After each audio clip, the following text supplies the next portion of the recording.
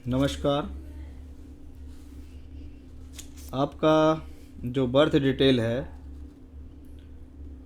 वो है 30 जून 1958, 8:15 प्रातः आपका जन्म हुआ है।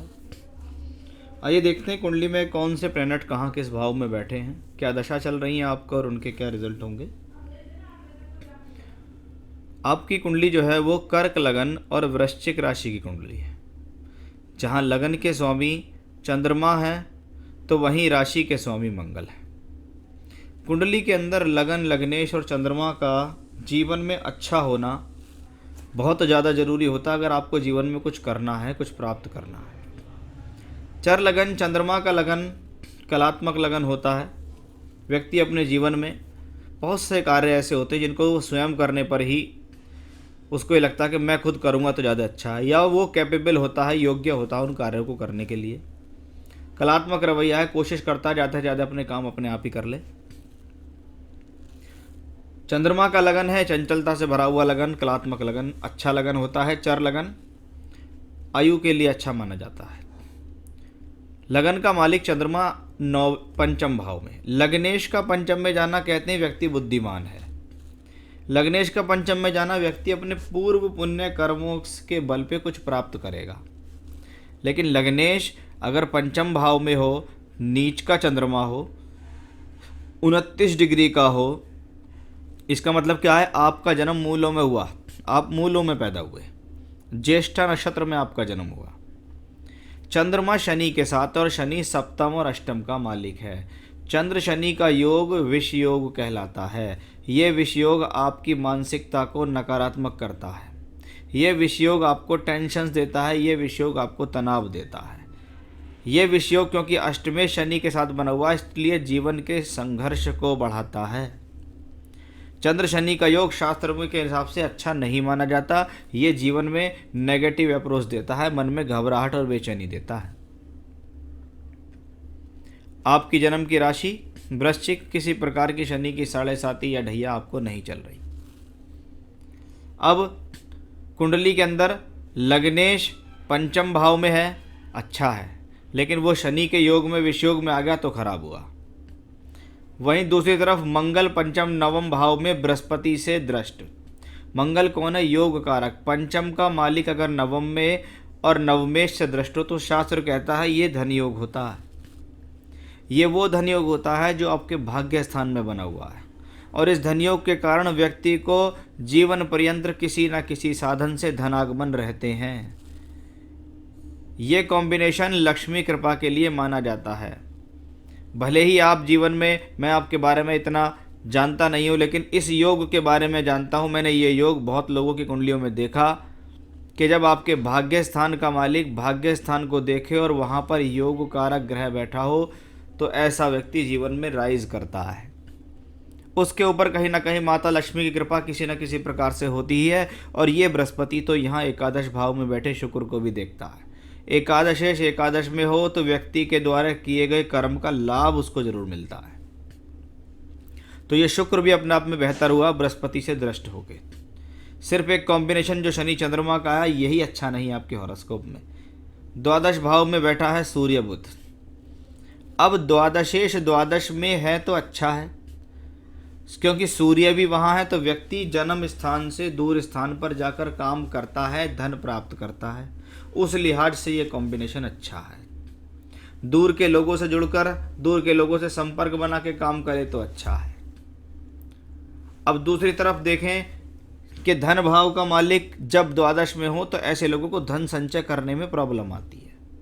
पैसा कमा लेते हैं लेकिन पैसे को उतनी प्रकार से जोड़ नहीं पाते।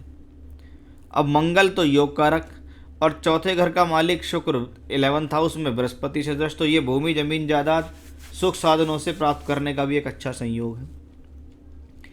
अब ये लगन कुंडली के ग्रहों की स्थिति है। लगन कुंडली के ग्रह कितने ज़्यादा आपको पावरफुल स्ट्रेंथ से रिजल्ट देंगे वो नवमांश कुंडली बताती है। नवमांश में लग्नेश बृहस्पति दशम भाव में, बुध स्वराशि का, शुक्र अपने घर को देख रहा है, मंगल उच्च का है, सूर्य अपने घर को, यानी प्लेनेट की स्ट्रेंथ बढ़ी। फिर से आपके हॉरोस्कोप ने दिखाया कि भाई ये व्यक्ति कैसी भी पृष्ठभूमि से पैदा हुआ हो, लेकिन जब इस दुनिया से जाएगा तो वो करोड़पति होगा।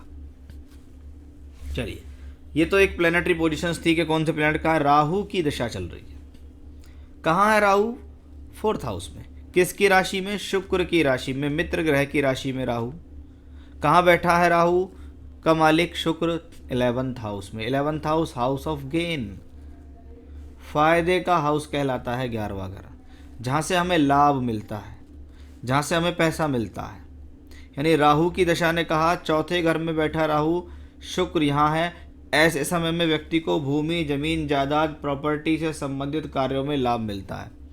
अब शुक्र से संबंधित राहु हो तो ये कॉम्बिनेशन होटल से, रेस्टोरेंट से, होटल मैनेजमेंट से संबंधित कार्यों से, या ऐसे कोई काम जो लोगों को भौतिक सुख देते हों, उनसे लाभ मिल जाता है। राहु का संबंध 10वें भाव से भी है, इसलिए ये कार्य क्षेत्र के लिए अच्छा।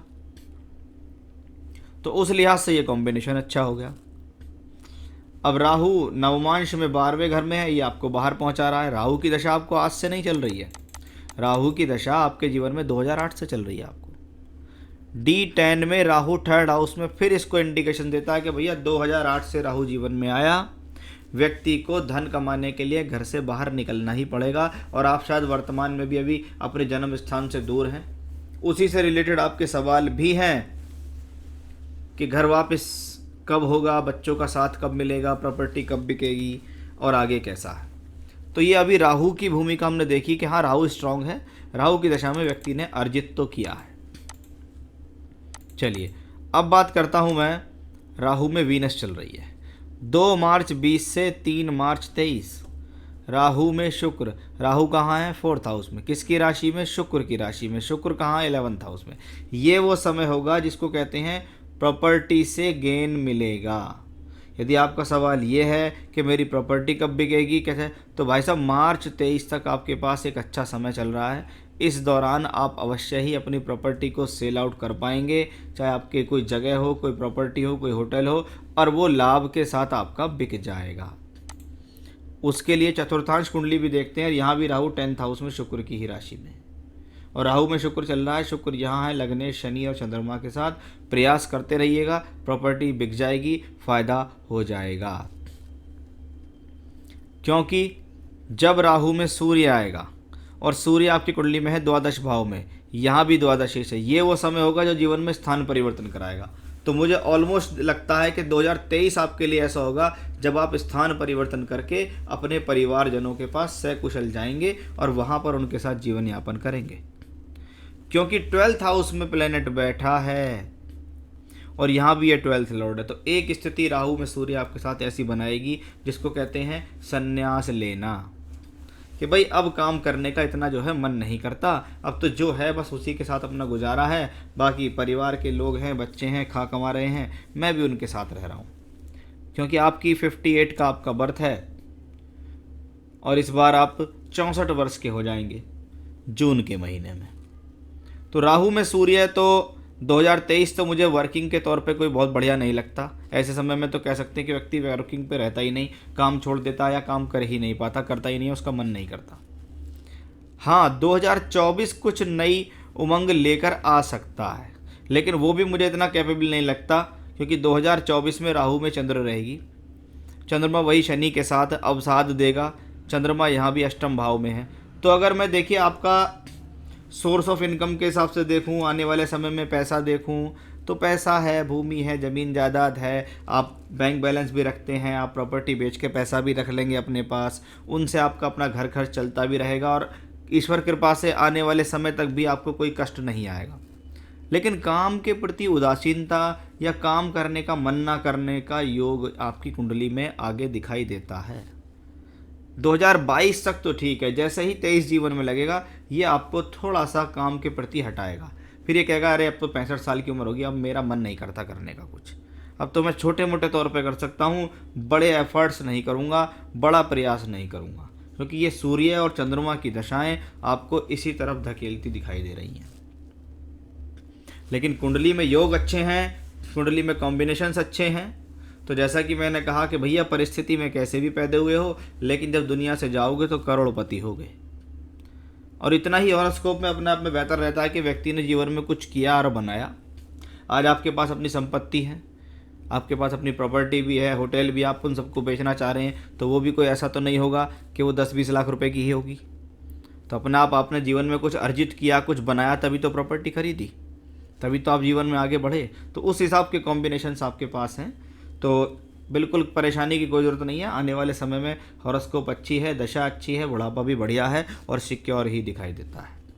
तो ओवरऑल चार्ट बहुत अच्छा है। आप जीवन में आपने मेहनत की है और मेहनत करके आप आगे बढ़े भी हैं। मंगल ग्रह का रतन पहनेंगे तो आपको लाभ मिलेगा। मंगल आपको स्ट्रेंथ देगा, मंगल आपको ऊर्जा देगा, जीवन में आगे बढ़ने का साहस प्रदान करेगा।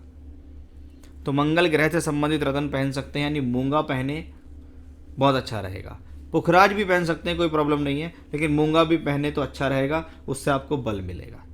तो आप चाहें तो अच्छा सा मूंगा मुझसे भी प्राप्त कर सकते हैं। बाकी देवी का कवच करें, माता रानी की स्तुति करें, दुर्गा सप्तशती से देवी कवच करें, वो आपके सभी परेशानियों से आपको मुक्ति देंगी। ये था आपकी हॉरोस्कोप का एनालिसिस। नमस्कार।